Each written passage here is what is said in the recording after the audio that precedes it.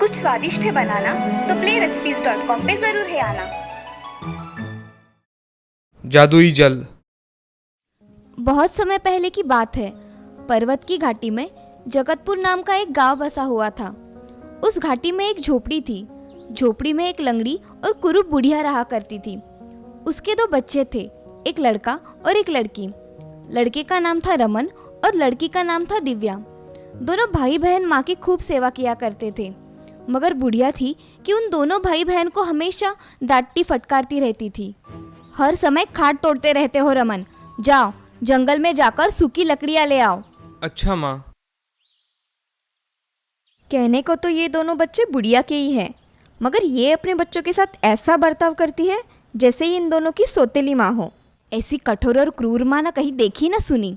रमन जंगल से लकड़ियाँ काट कर लाता था और समीप के नगर के बाजार में बेच आता था। उसी से वह अपने छोटे से परिवार का पेट पालता था। कभी कभी दिव्या भी रमन के साथ जंगल में चली जाती थी। दिव्या, ऐसा कब तक चलेगा? हम इतनी मेहनत करते हैं फिर भी माँ हमें हर समय डांटती फटकारती रहती है। वो हमसे कभी भूले से भी प्यार के 2 शब्द नहीं बोलती। मेरा तो जी करता है कि घर छोड़कर कहीं दूर चला जाओ। ऐसा गजब न करना भैया, हम घर से चले गए तो माँ की सेवा कौन करेगा? बेचारी ठीक से चल फिर भी तो नहीं सकती। हम न होंगे तो माँ भूखी मर जाएगी। तू ठीक कह रही है बहन। चलो कुछ भी कह देती है तो क्या हुआ, आखिर है तो अपनी माँ ही। हाँ भैया। एक दिन जब दोनों भाई बहन लकड़ियाँ लेने जंगल में जा रहे थे, भैया लगता है कोई मुसीबत में है और सहायता के लिए पुकार रहा है। दोनों जल्दी से चलकर उस दिशा की ओर गए जिधर से आवाज आई थी। अरे ये तो भेड़िया है, ये बूढ़े आदमी पर वार करने ही वाला है। बचाओ बचाओ, कोई है, मेरी मदद करो, बचाओ। रमन कुल्हाड़ी लेकर भेड़िए पर झपट पड़ा। कुल्हाड़ी के 3-4 घावों में ही भेड़िए का काम तमाम हो गया। यह देख बेटा, तुमने सही वक्त पर पहुंचकर मेरी जान बचाई है। तुम ना आते तो ये जालिम भेड़िया मुझे जिंदा न छोड़ता। बोलो तुम्हारा किस प्रकार उपकार अदा करूं मैं बेटा? इस बूढ़े से तो अपनी हिफाजत नहीं हुई, ये मेरा क्या भला करेगा। बाबा यह सब छोड़ो और बताओ आपको कहाँ जाना है? बेटे, मैं जगतपुर गांव में रहने वाली उस कुरूप और चिड़चिड़ी बुढ़िया की खोज में निकला हूँ, जो हर समय अपने बच्चों को डांटती फटकारती रहती है। क्या कहा? क्या तुम उन्हें खोजने निकले हो? हाँ बेटा, क्या तुम उस बुढ़िया का कुछ अता पता जानते हो? बाबा, हम दोनों उसी बुढ़िया के बच्चे हैं। ओह, तो ये बात है। हाँ बाबा, लगता है तुम काफी थके हो। बाबा चलो, हमारे घर चलो।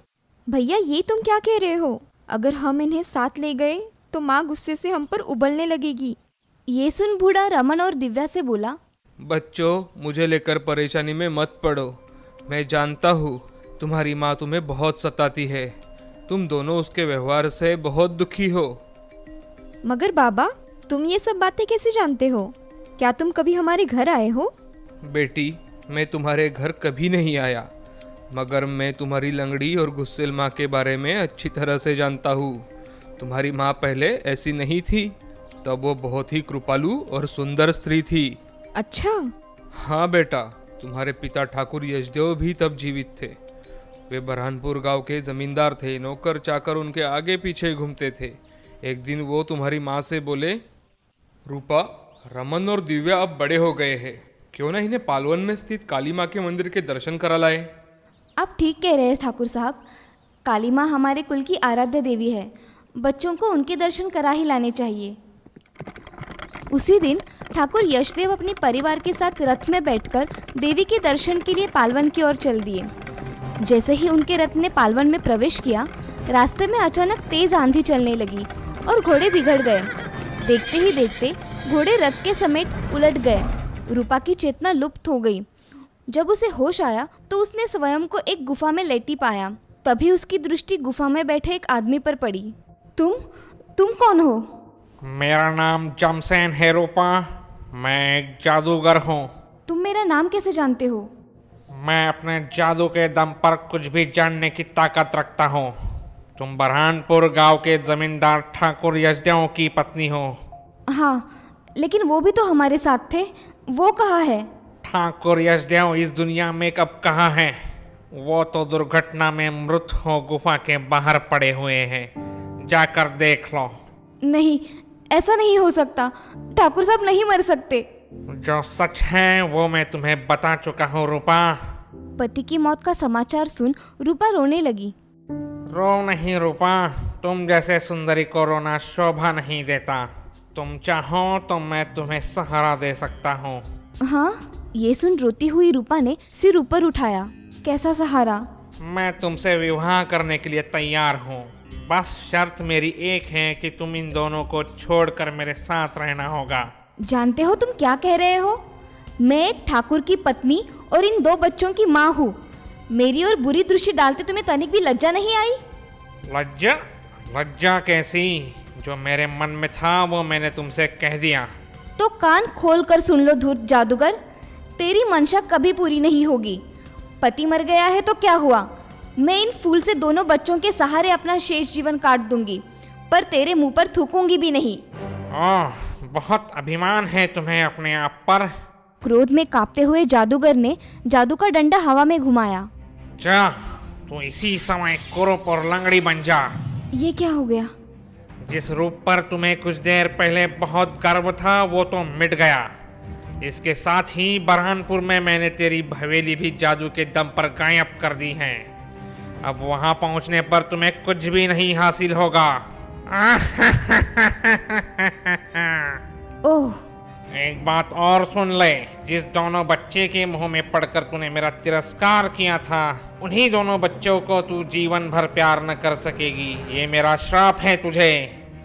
यदि भूल कर भी तूने बच्चों को प्यार किया तो तेरे दोनों बच्चे तुरंत ही पत्थर के बन जाएंगे। नहीं, ऐसा जुल्म ना करो मुझ पर। बच्चों को प्यार किए बिना मैं कैसे जीवित रह पाऊंगी? तुम्हें जीवित रहना होगा रूपा, ताकि जीवन भर ये सोच कर घुलती रहे कि मेरी बात ना मानकर तूने कितना बुरा किया है। जालिम, तुझे जो करना था वो तूने कर लिया। जा, मैं भी तुझे श्राप देती हूँ कि एक दिन तेरा ही जादू तुझे ले डूबेगा। तब सब तुझसे घृणा करेंगे, कोई भी तुझे पास नहीं बिठाएगा। वो दिन मेरे जिंदगी में कभी नहीं आएगा मूर्ख। अट्टहास करता वो जादू के बल पर अदृश्य हो गया। तब रूपा बच्चों के साथ गुफा से बाहर आई। ठाकुर साहब, आप मुझे छोड़कर क्यों चले गए? दिल कड़ा कर रूपा ने ठाकुर यशदेव की चिता बनाकर स्वयं उसमें आग लगाई। जादूगर जमसेन, मैं अपने बच्चों को प्यार से न सही घृणा करके ही पाल कर दिखाऊंगी। आज अपने पति की चिता के सम्मुख मैं इस बात का प्रण लेती हूँ। रूपा वहाँ से लौटकर बरहानपुर गांव कभी नहीं गई। वह जगतपुर गांव में ही झोपड़ी बनाकर तुम दोनों के साथ रहने लगी। बाबा, आप सब ये कैसे जानते हैं? बेटा, मैं उसी धूर्त जादूगर जमसेन का अभागा पिता हूँ जिसने कभी तुम्हारी माँ का ऐसा हाल किया था। उसी ने मुझे ये सारी बातें बताई है। क्या? हाँ बेटा, उसी भय से तुम्हारी माँ चाहकर भी तुमसे प्यार नहीं कर पाती, इस डर से कि तुम दोनों पत्थर के ना हो जाओ। ओह, तो माँ के विचित्र व्यवहार का ये राज है। माँ के ऊपर चढ़ी जादू को क्या आप उतार नहीं सकते बाबा? बेटी, उतार तो सकता हूँ। पेशे से मैं भी एक जादूगर हूँ। वैसे एक जादूगर दूसरे जादूगर के जादू के बीच में नहीं पड़ता है। हाँ, तुम चाहो तो मैं अपने बेटे के जादू से तुम्हारी माँ की मुक्ति का उपाय बता सकता हूँ। वो उपाय क्या है बाबा, मुझे बताओ। बेटा, पालवन की एक गुफा में मेरे बेटे ने एक जादुई देवी की स्थापना की है। तुम्हें जादूवन में जाकर जादुई सरोवर से जादुई जल लाना होगा और उस जादुई गुफा में जो मूर्ति है उसे स्नान कराना होगा। तभी जादू की देवी तुमसे प्रसन्न होगी। बाबा, उस गुफा में तो तुम्हारा बेटा जमसेन रहता होगा। वो मुझे उस गुफा में भला कैसे घुसने देगा? जमशेन अब जीवित कहाँ है बेटा? अपने कुकर्मों के कारण वह तो कब का मर चुका है। क्या? हाँ बेटा, वो जीवन भर जादू के बुरे कार्य में प्रयोग करता रहा। इससे जादू की देवी ने रुष्ट होकर उससे जादुई शक्ति छीन ली और उसे कोढ़ी बना दिया। ओह, कोढ़ी होने के बाद उसके शरीर के अंग गल गल कर जमीन पर गिरने लगे। लोग उससे घृणा करने लगे। कोई भी उसे अपने पास न बैठा था। अपनी ऐसी दुर्दशा होने पर उसे वह पाप याद आने लगे जो उसने अपने जीवन काल में किए थे। तभी उसने एक दिन मुझे तुम्हारी माँ पर किए अत्याचार के बारे में बताया। आज से 10 दिन पूर्व ही उसका देहांत हुआ है। तब से ही मैं तुम्हारी माँ की खोज में निकला हूँ। बाबा, आपने यहाँ आकर और हमें सब कुछ बताकर हम पर बहुत बड़ा उपकार किया है। तो जाओ बेटा, अब वैसा ही करो जैसा मैंने तुम्हें समझाया है। जादू नगरी जाकर जादुई जल ले आओ। जी बाबा। बेटा, जादूवन के चारों ओर ऊंची ऊंची चार दीवारी है। उसके मुख्य दरवाजे पर जादू का एक ताला लगा है जो इस चाबी से ही खुलेगा।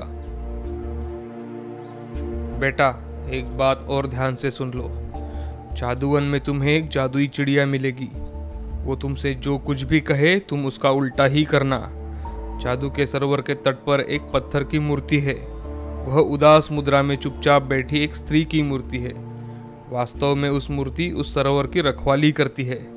उस सरोवर से वही व्यक्ति जादू का जल ले जा सकता है जो पहले उस जादुई मूर्ति को हंसा दे। ये तो बड़ा कठिन कार्य है, फिर भी मैं इसे सिद्ध करने की पूरी कोशिश करूंगा। जाओ बेटा, भगवान तुम्हें तुम्हारे ध्येय में सफलता प्रदान करे। भैया अब क्या करेंगे?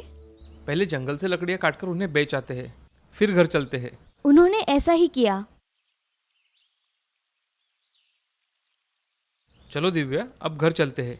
घर आकर रमन ने लकड़ियों को बेचकर प्राप्त हुआ धन माँ को दे दिया। लो माँ, आज इतनी की ही लकड़ियां बिकी। ठीक है, जाओ दोनों जाकर खाना खा लो। खाना खाकर जब वे झोपड़ी के बाहर चारपाई पे लेटे थे तो रात हो चुकी थी। भैया अब? दिव्या सुनो, आज आधी रात के बाद मैं चुपचाप जादूवन की ओर उठकर चला जाऊंगा। तुम अकेले जाओगे भैया? मैं भी तुम्हारे साथ चलूंगी। नहीं दिव्या, दोनों का जाना ठीक नहीं रहेगा। तुम यही रुककर माँ की देखभाल करना, मैं शीघ्र ही वापस लौट आऊंगा। ठीक है भैया, जैसा तुम कह रहे हो मैं वैसा ही करूंगी। आधी रात होने पर दिव्या, झोपड़ी में से खर्राटों की आवाज आ रही है। ऐसे में मुझे यहाँ से निकल जाना चाहिए। आप ठीक कह रहे हैं भैया। रमन दबे पांव उठा और वहां से चल दिया। दिव्या, माँ का ख्याल रखना। हाँ भैया। भगवान मेरे भैया की रक्षा करना। जब रमन जादूवन के बंद द्वार के पास पहुंचा तो दिन निकल आया था। मुझे यहीं पर रुककर रात होने की प्रतीक्षा करनी होगी, तभी मैं इस जादुई नगरी में प्रवेश कर पाऊंगा। इधर सुबह होने पर जब रमन की माँ ने उसे अपने स्थान से गायब पाया तो दिव्या, तेरा भाई रमन कहाँ गया? पता नहीं माँ, सुबह जब मैं नींद से जागी थी तो मैंने उसकी चारपाई को खाली पाया था। बहुत खोजने पर भी उसे रमन नहीं मिला। मैं तो कहती हूँ कि वो जहाँ कहीं भी गया है वहाँ से वापस लौट कर ही ना आए। माँ, मैं तुम्हारे दर्द को भली प्रकार समझ सकती हूँ। मन में औलाद के प्रति प्यार होते हुए भी तुम्हें मजबूरन अपनी संतान को कोसना पड़ रहा है। इधर रमन दिन भर इधर उधर टहलता रहा। जब रात हो गई तो उसने बूढ़े जादूगर के द्वारा दी गई चाबी को ताले में लगाया। ताला तुरंत ही खुल गया। तब उसने विशाल द्वार को खोला। द्वार खुल जाने पर उसने जादू नगरी के अंदर कदम रखा। तत्काल ही एक चिड़िया उठकर उसके पास आई।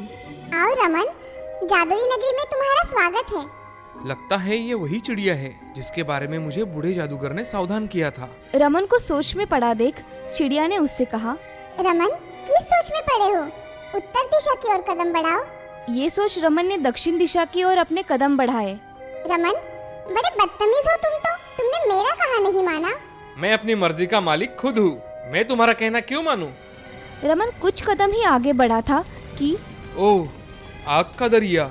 रमन, भूल कर भी इस आग के दरिया पर न चलना, वरना जलकर भस्म हो जाओगे। अब तो रमन ने तुरंत आग की लपेटों में कदम बढ़ा दिए। मुझे तो कुछ भी नहीं हुआ। अगर मैं चिड़िया का कहा मान लेता तो जरूर मेरा कुछ अहित हो जाता। दूसरी ओर सकुशल पहुंच गया। रमन, बहुत असभ्य हो तुम तो। तुमने इस बार भी मेरा कहा नहीं माना। चिड़िया रानी, मैंने आपसे कब कहा कि आप मुझे किसी प्रकार की सहायता प्रदान करो? मैं अपने डगर खुद ढूंढ लूंगा। तभी सामने रमन को दो दरवाजे दिखाई दिए। रमन, दाएं हाथ वाले दरवाजे में घुसना। रमन ने इस बार भी चिड़िया का कहा नहीं माना और दाएं की बजाय बाएं हाथ वाले दरवाजे में घुस गया। जब वो दूसरी ओर पहुंचा, वो रहा जादू का सरोवर और वो रही जादू के सरोवर की रखवालीन जादुई मूर्ति। जब रमन उस मूर्ति के पास पहुंचा, रमन, तुम यहाँ तक तो बिना किसी परेशानी के पहुँच गए, लेकिन अब देखती हूँ कि तुम इस मूर्ति को हंसाकर किस प्रकार जादू का जल ले जाने में सफलता प्राप्त करते हो। चिड़िया रानी, अगर भगवान ने मेरा साथ दिया तो इस कार्य में भी मैं सफलता प्राप्त कर लूंगा। रमन उस मूर्ति के समीप बैठ गया। अब मैं इस पत्थर की मूर्ति के होठों पर हंसी कैसे लाऊं? जब हम छोटे थे तो जगतपुर गांव में रामू काका बच्चों की हंसी की ऐसी मज़ेदार कहानियां सुनाया करते थे कि हमारे पेट में हंसते हंसते बल पड़ जाते थे। क्यों ना मैं वही कहानी इस मूर्ति को सुनाऊं? क्या पता उस कहानी को सुनकर उस मूर्ति के होठों पर हंसी आ जाए। ये सोच रमन पत्थर की मूर्ति से बोला। हे जादुई सरोवर की रखवालिन, मैं तुम्हें एक कहानी सुनाने जा रहा हूँ। यदि तुम्हें उसे सुनकर हंसी आए तो हंसी को रोकना मत और जी खोलकर हंसना। तो सुनो मेरी कहानी। दीनापुर गांव में सोनसिंह नाम का एक चतुर महाजन रहता था। वह अपनी चतुराई से गरीब लोगों को कम ऋण देकर उससे दोगुना पैसा वसूल करता था। सब लोग उसकी चालाकी को जानते थे, समझते थे, फिर भी जरूरत पड़े तो उससे ऋण लिया करते थे। उसी गांव के पास में कुशल नाम का एक बुद्धिमान आदमी रहता था। अपने किसी संबंधी के पास वो एक दिन आया। सोनसिंह महाजन के हाथों गरीब व लाचार लोगों को ठगे जाते उसने देखा। महाजन जी, मैंने तो आपसे सिर्फ 2 स्वर्ण मुद्राएं ऋण में ले ली थी। आप कह रहे हैं कि अब 10 स्वर्ण मुद्राएं वापस करो। मैं और मेरा बही खाता झूठ बोल रहा है क्या? चल जल्दी से 10 स्वर्ण मुद्राएं निकाल। इस घुसखोर को तो सबक सिखाना ही होगा। अगले दिन कुशल अपने संबंधी के साथ उसके खेतों पर घूमने गया। ओह, घुसखोर महाजन दूसरे गांव के कर्जदारों से कर्ज वसूल करके घर वापस लौट रहा है। भाई, तुम कैसे इस महाजन की जागतियां सह लेते हो? तुम इसे मजा क्यों नहीं चखाते? कौन उस जुल्मी के मुंह लगे कुशल? ये बहुत ही जालिम और चालाक है। मैं आज इसे मजा चखा कर ही रहूंगा। तुम? लेकिन कैसे?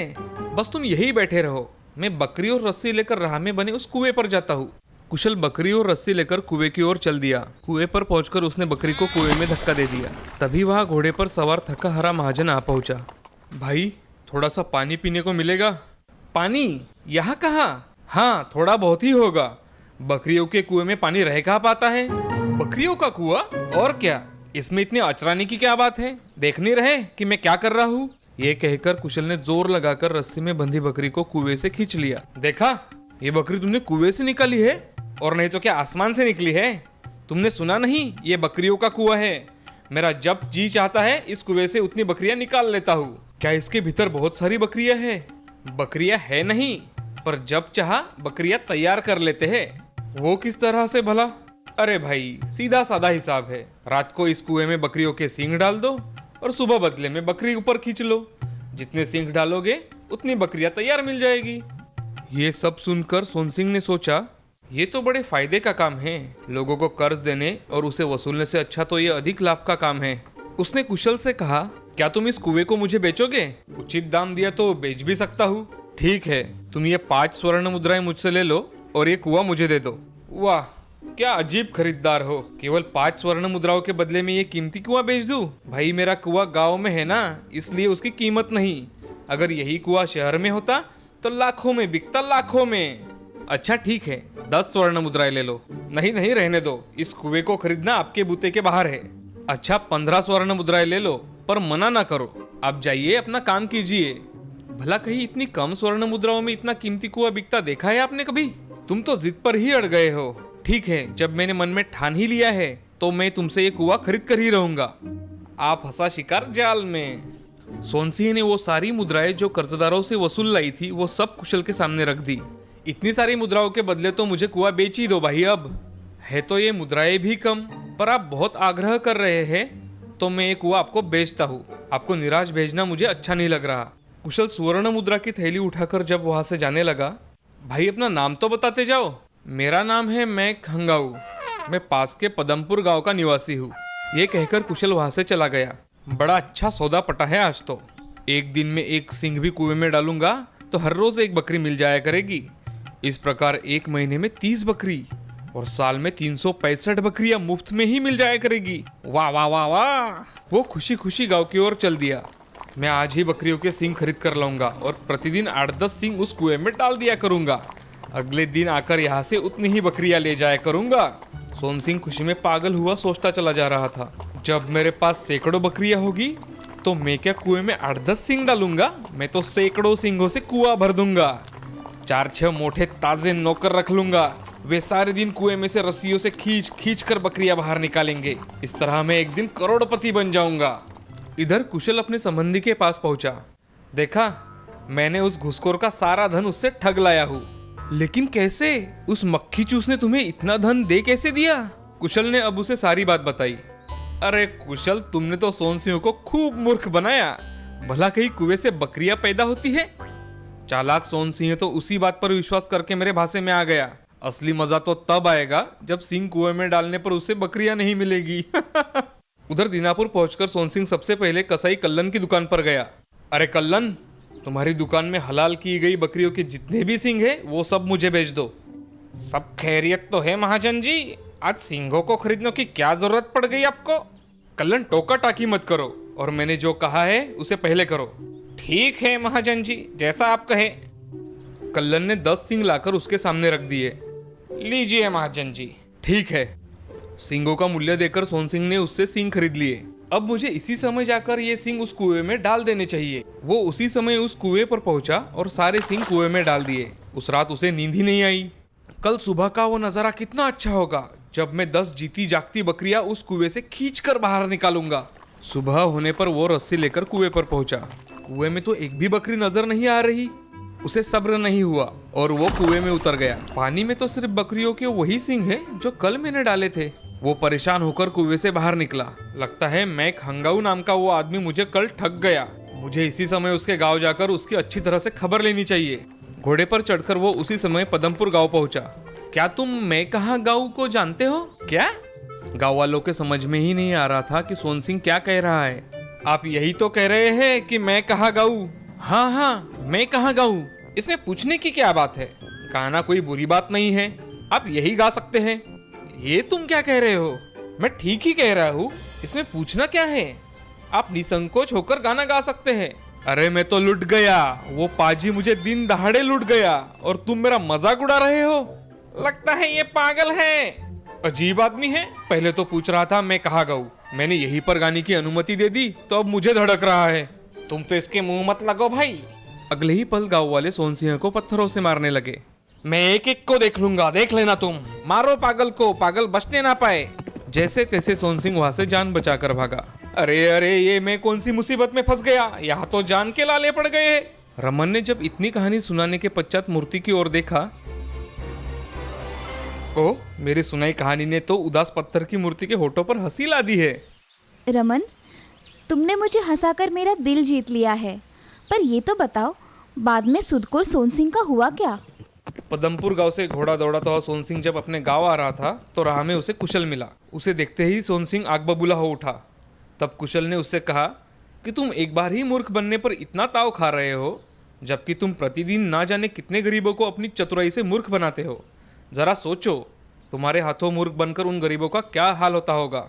ये बात सोन सिंह के समझ में आ गई और उसने उसी दिन से गरीब लोगों से गलत प्रकार से धन वसूलना बंद कर दिया। रमन, तुमने बड़ी अच्छी और शिक्षाप्रद कहानी सुनाई है। अब तुम निसंकोच सरोवर से जादुई जल ले सकते हो। धन्यवाद मूर्ति। रमन ने साथ लाए छोटे से पात्र में सरोवर का जादुई जल भर लिया। रमन, तुमने असंभव को संभव कर दिखाया है। निसंदेह तुम बहुत ही बहादुर और बुद्धिमान हो। जादुई जल लेकर रमन पालवन की उन गुफाओं में पहुंचा जहां जादूगर जमसेन ने जादुई मूर्ति की स्थापना की थी। रमन ने पात्र का सारा जल जादुई देवी के ऊपर उड़ेल दिया। रमन, मैं तुमसे बहुत प्रसन्न हूँ। मांगो, तुम्हें मुझसे क्या चाहिए? हे जादू की देवी, मैं तुमसे अपनी माँ का असली रूप और असली स्वभाव वापस मांगता हूँ। जाओ, ऐसा ही होगा। इधर जगतपुर गांव में। ओह, मेरा रूप अचानक कैसे बदल गया? माँ का कुरूप रूप ठीक हो गया है। इसका मतलब है रमन भैया अपने ध्येय में सफलता पा चुके हैं। इधर जादुई देवी रमन से कह रही थी, रमन, बरहानपुर गांव की तुम्हारी जिस हवेली को जादूगर जमसे ने जादू से लुप्त कर दिया था, उसे भी मैं तुम्हें वापस लौटाती हूँ। यहाँ से जाकर तुम अपनी माँ और बहन के साथ बरहानपुर गांव जाना। वहाँ तुम्हें अपनी हवेली सही सलामत खड़ी मिलेगी। जादू की देवी तुम्हारा बहुत बहुत धन्यवाद। रमन जब वहां से अपने घर वापस लौटा। आ गया रमन तू? नहीं माँ, आज मुझे गुस्से से मत डांटना। आज तुम मुझे प्यार से गले लगा लो। मैं जादूगर जमसेन के जादू का सारा जाल काट फेंक आया हूँ। बुढ़िया ने दौड़कर रमन को अपने सीने से लगा लिया। तब दिव्या भी आकर उनके सीने से लग गई। माँ, तेरे आंचल की छाव के लिए हम बिल्कुल तरस गए थे माँ। मेरे बच्चों, मैं बहुत अभागन हूँ। जीवन भर तुम्हें प्यार करने को तरसती रही। रमन अपनी माँ और बहन के साथ बरहानपुर गांव पहुंचा। जमींदारनी जी, आप कहाँ चली गई थी? आइए, हवेली में आपका स्वागत है। रमन प्रसन्नतापूर्वक हवेली में रहकर अपनी माँ और बहन के साथ जीवन बिताने लगा।